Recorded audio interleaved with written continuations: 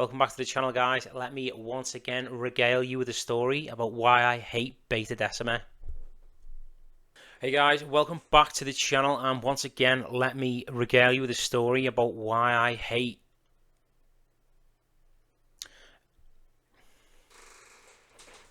Okay, you happy? You happy there? You gonna be okay? I'm gonna be a little while. Alright. Hey guys, welcome back to the channel. Let me once again regale you with a story about why I hate Bheta Decima. This time, I was at the Outpost in Sheffield with the South Yorkshire kill team community.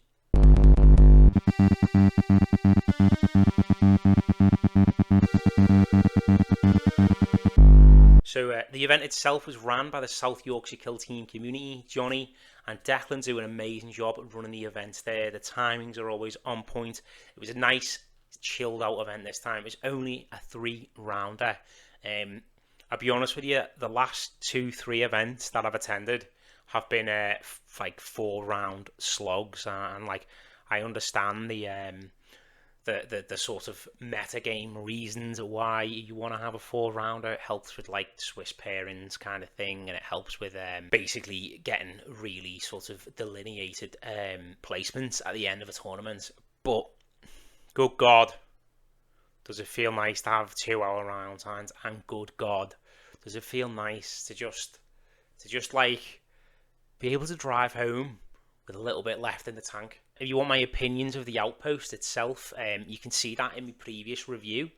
I've actually been to the Outpost before, to one of the South Yorkshire kill team events earlier in the year. I really can't fault the venue. You know, of all the venues I've been to, it's got the best air conditioning, 100% hands down. It's spacious, shed loads of table space. I would say there were a few complaints about noise towards the back of the kill team space, but they moved all the tables out as soon as anyone made any kind of fuss. You know, the lads were on it. They were like, right, after the first round, guys, we're going to pull the tables out because we need to get on top of this problem. So that kind of gives you, so that kind of tells you everything you need to know. You know, there was a minor problem in the grand scheme of things. Some people would have just left it, you know, whatever. The tables are out there, but they fixed it there and then, pulled the tables out, made sure everyone wasn't quite as tightly packed in. Yeah, love the venue. Love the organisers. Cannot fault them enough. Spot on. Cheers, lads. So guys, I'm going to have a little bit of a moan in this video. The moan itself is about the state of the metagame and the map selection that is available currently in the game in its current iteration. I want to make it clear to like Declan and the other lads organising the South Yorkshire kill team events.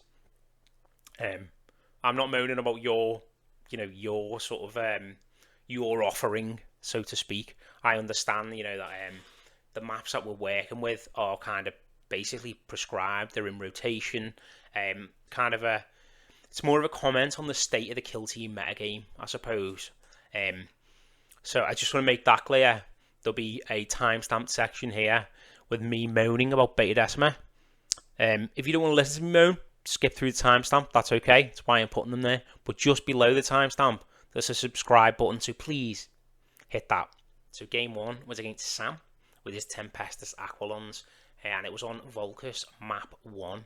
So if you're not familiar with the Volcus maps, that's long deployment, so you get the short table edges to deploy on. I think being on those long table edges definitely worked to my advantage, because it gave Sam just a little bit less push with his markers for turn 2, and it let me kind of hold back and use my my mobility tricks more to my advantage. It was a bit weird because I've played against Ollie, who also plays Tempestus Aquilons quite a lot, and I knew Sam was, you know, in the Deadwood community, so I kind of felt like I was I was fighting like Darth Sidious's Darth Maul, you know, like the Tempestus Aquilon equivalent. I'm not like Sith Master level yet. I never seem to be able to pip Ollie and his Tempestus Aquilons, but I managed to hold my own against Sam. So for the most part, I held back. You know, I obviously understand how the drop markers work pretty thoroughly now. I tend to really like using the stronghold doors to stage, because it kind of gives you kind of gives you like asymmetric staging, and if they're not playing, Angels of Death or Goremongers, something like that, you know that they're not gonna want to fight you per se through the door.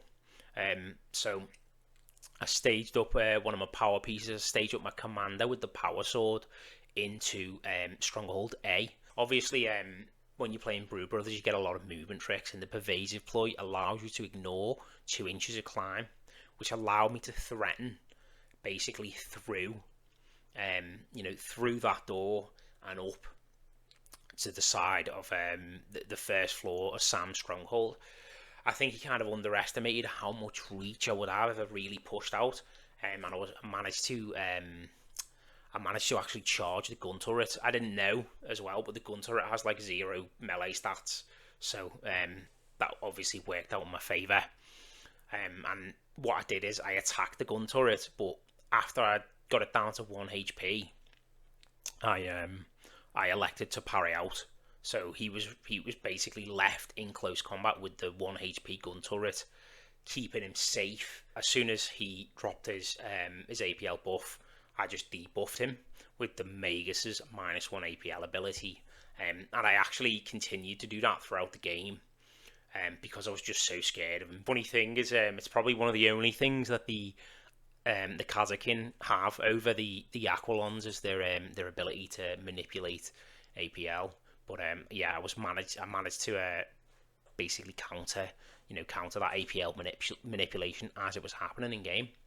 So we basically we kind of staged up aggressively towards the end of turning point 2, and we played a bit of sort of melter chicken.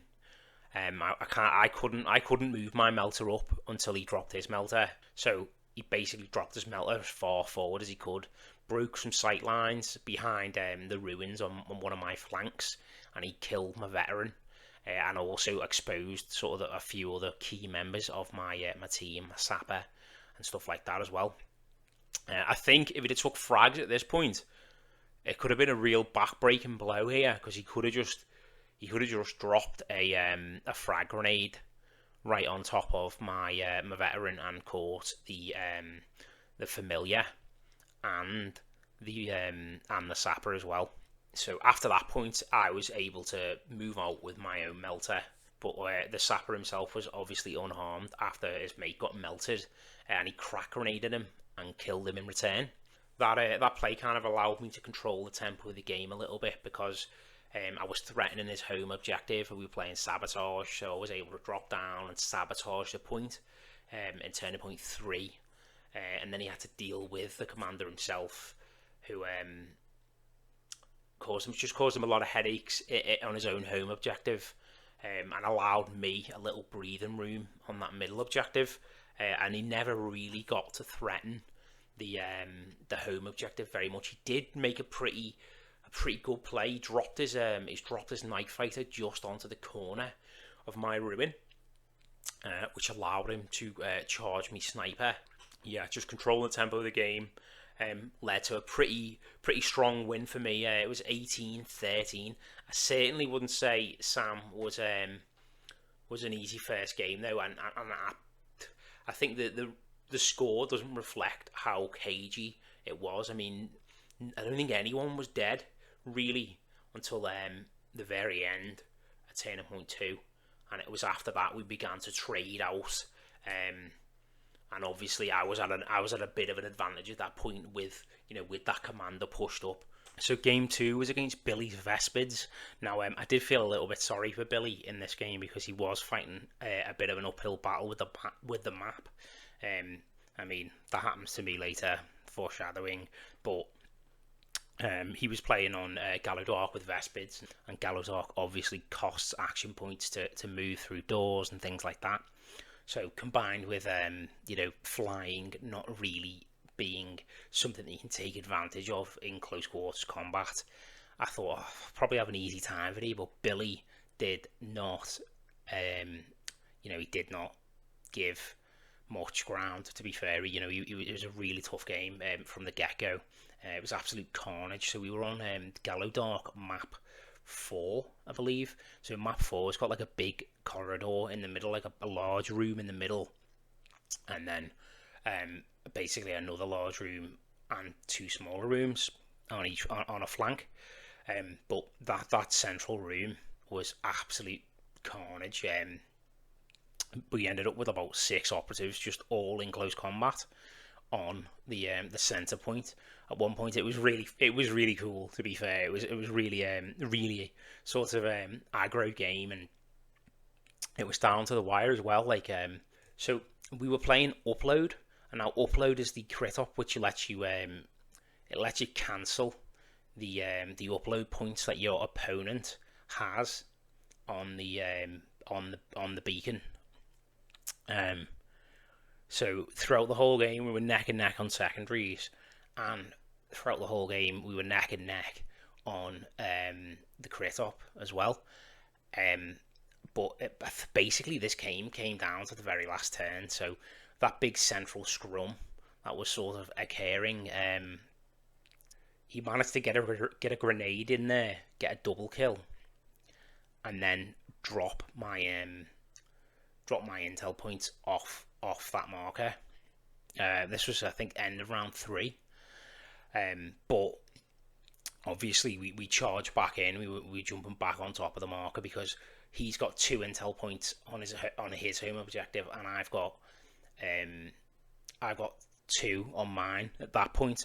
But we're still fighting over this middle point, and basically I think a couple of things happened in this last turning point that really swung things in my favour. So on his flank, I was able to give my cult icon a +1 APL.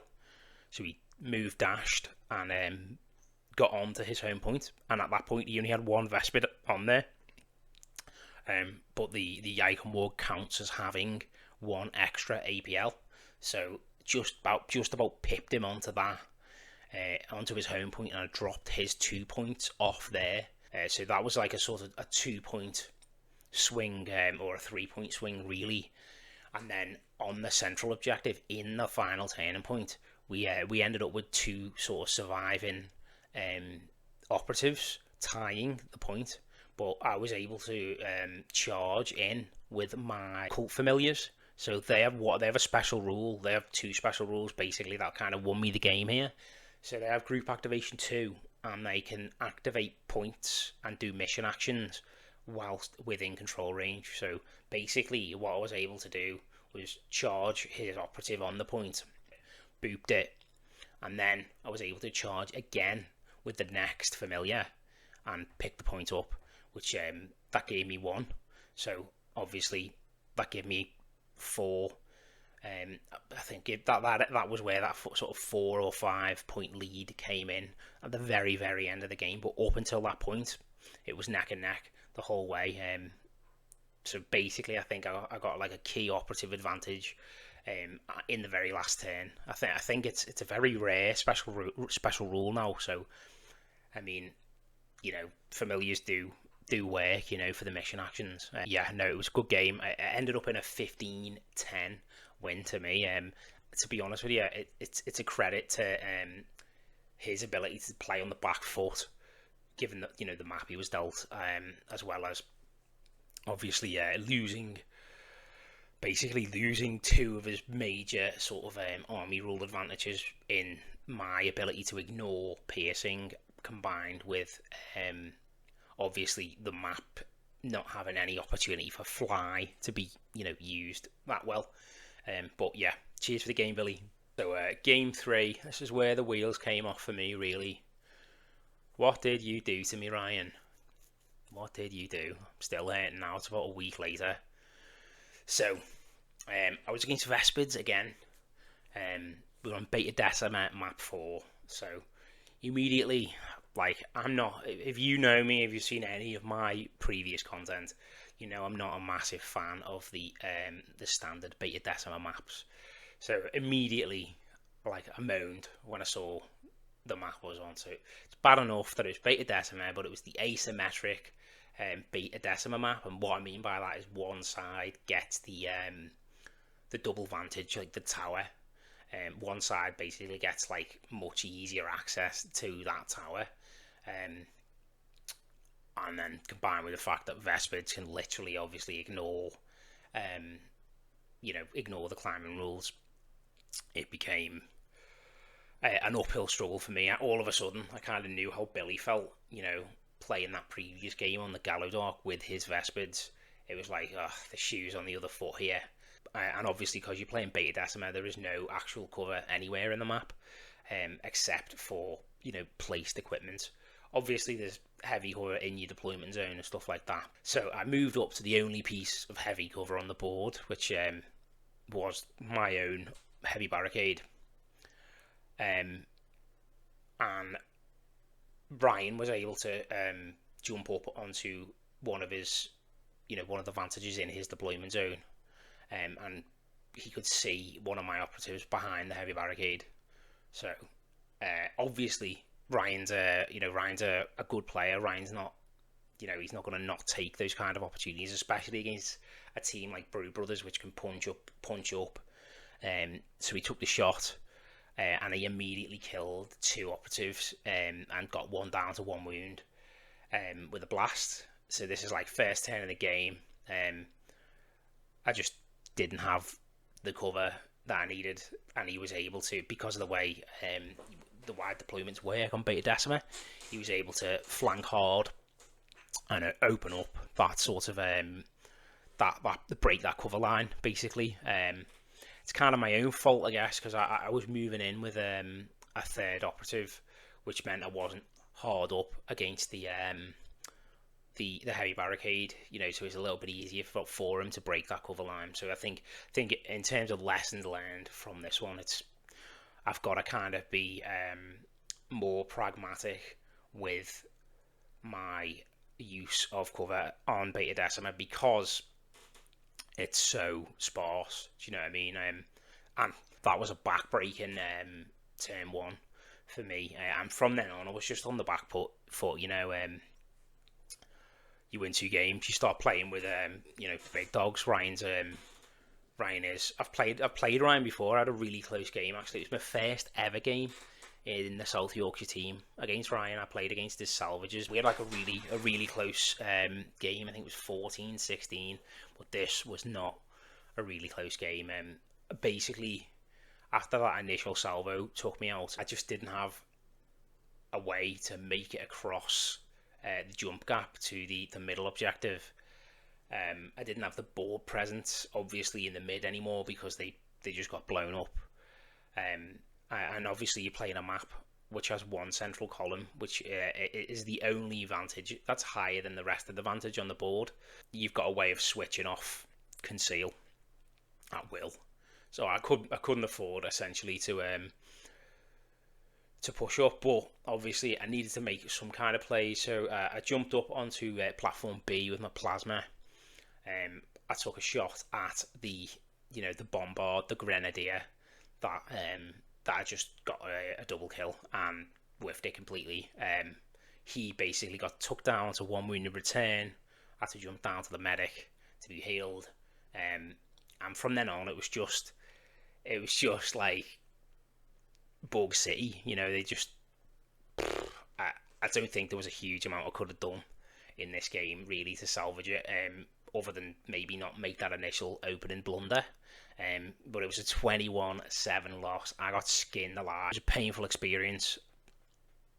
Still hurts. So in terms of placings, Joe Mullen actually came first. So congratulations, Joe. I've played with Joe in the local scene here in Liverpool, as well as up in Stockport and stuff like that.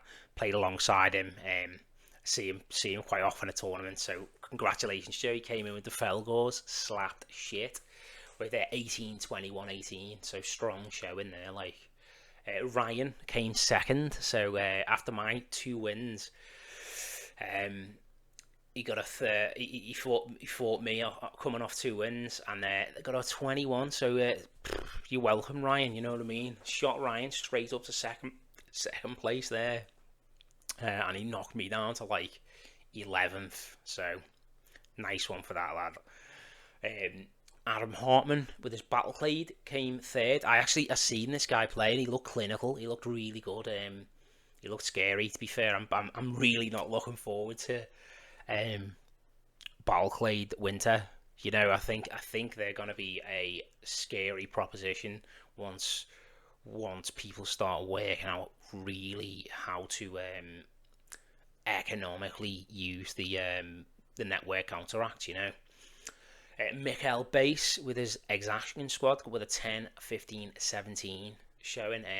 I see Mikael was on table 4 when we were on table 2, just opposite us, and it looked brutal playing into those.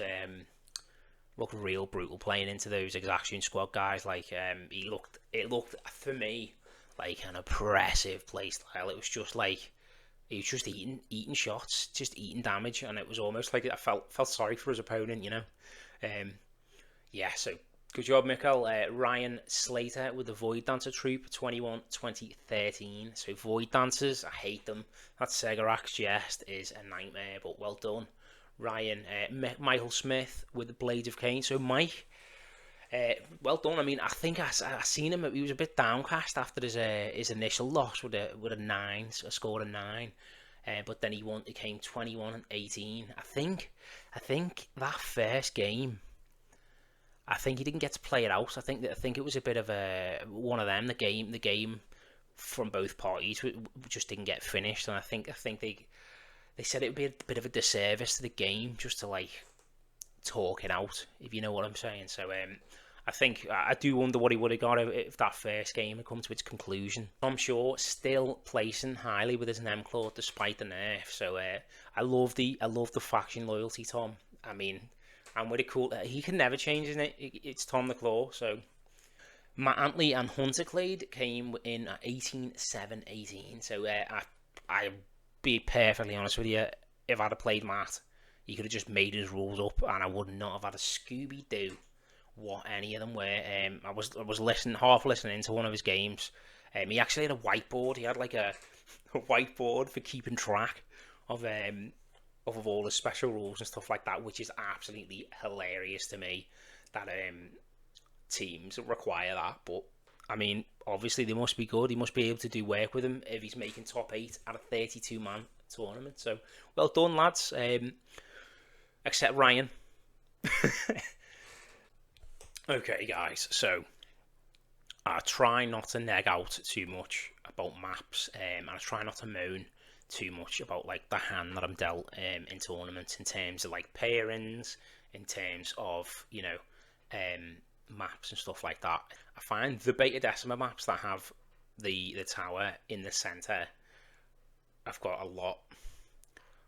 Basically, they're a lot fairer because the central column, which essentially switches off, your ability to remain concealed, is in the center of the map and is accessible for both parties. You can make long bomb charges up there. You can make plays towards it. Now, obviously, the map, Beta Decima map 4 that I was playing on, that is one of the issues with that map. And obviously, asymmetry is good. I do believe, Declan, who was running the tournament, he did say something. He said, "What's the point in having purely symmetrical maps if we get to pick sides? Why would we bother picking sides in that case?" And I actually do agree with that sentiment. I think asymmetry is important, but when you've got a polarizing terrain piece that essentially allows you to dominate the map, with a shooting team anyway, you just can't afford for it not to be either central or at least equally difficult to get to in some way or another. I can honestly say Ryan probably would have beat me on Volcus anyway. I think I would have scored more highly, and I think I would have had a clearer win path, but he probably would have beat me anyway. I'm not like some sort of egotist who believes that should have been my victory or anything like that. But I just think when there's one element on the map that I just think that like the legitimacy or the credibility of a win is undermined when the odds are already stacked so heavily in favour of one player's sort of win path. As soon as we sat down, Ryan said, "Oh, do you want to roll for table edges?" And we both looked at each other like, "Fucking yeah, I do," because that side's got the tower on. I just think it's not good for either player when you've got maps that are polarised this hard. You've got a single piece of terrain that denies the effects of conceal on all the levels below it. It's the only piece of terrain that is, again, if you had another tower that was two levels up, then you've created like some form of parity. You've got a point on the map where I could at least remain concealed without getting blown off the board or whatever. But again, you've got all that power basically funneled into one element of the map, and one player gets access to that element of the map and turning point one far more easily than another. It just kind of felt like he knew and I knew that was the good side to have. And we knew that for a reason. And then when I think to myself, when I'm looking at this kind of deployments and I'm thinking about how it made me feel, thinking, right, I need that side of the map to have any kind of a chance of victory here. I then think about the New England Beta Decima maps, which I played in the previous tournament, which I did sing the praises of because it feels more like a real game of Kill Team with actual terrain on the board. But it's not, whether you like the New England maps or not, you need to ask yourself the question, why are these maps being made? And why are they gaining traction and popularity? And why do people want to play them? Because it ain't because Beta Decima is a sort of satisfying or cohesive experience to play in the wider sandbox of the Kill Team sort of meta game. Do you know what I'm saying? But again, you've got to ask yourself the question, why there are these wildly popular community maps out there, because they're not all there for no reason, are they? The New England Beta Decima maps only exist because there's a kind of community-wide recognition that Beta Decima doesn't play or feel like it plays like a game of Kill Team. It's its own beast, and I understand it's its own beast, and I can see the merit in learning how to trade aggressively, specifically for Beta Decima, I suppose. I do understand it's a different map and you want a different experience. But, Beta Decima didn't show up at the last Warhammer Worlds tournament. These are the guys who you would expect to have access to the widest array of terrain. These are the guys that are making the decision, that these maps are the ones that are in rotation. So despite the fact they've said, oh yeah, Beta Decima's in rotation, they're still not using it themselves. I'm just saying, it's probably the third time I've had a really poor experience playing on the map. And it's always this map as well. It's always Beta Decima map 4. And I think the worst thing about all of this is that I'm going to have to fucking buy Beta Decima. I'm going to spend my money on something I hate because of how badly I just got my ass kicked. So thank you for coming to my Beta Decima TED Talk. I hope that it wasn't too negative or anything like that. I had a genuinely lovely experience, as I always do, at the South Yorkshire Kill Team events. All the players were lovely. Even Evil Ryan was lovely. He was laughing his head off as he was blowing me models off the board. We did have a bit of a laugh at the end of the game as well when I rolled hot twice. Nah, didn't I? Just kept firing plasma guns at the bugs. But thank you for the games, guys. thank you for the boss experience, as always, up in the South Yorkshire Kill Team scene. Thanks for your time, guys. Take it easy.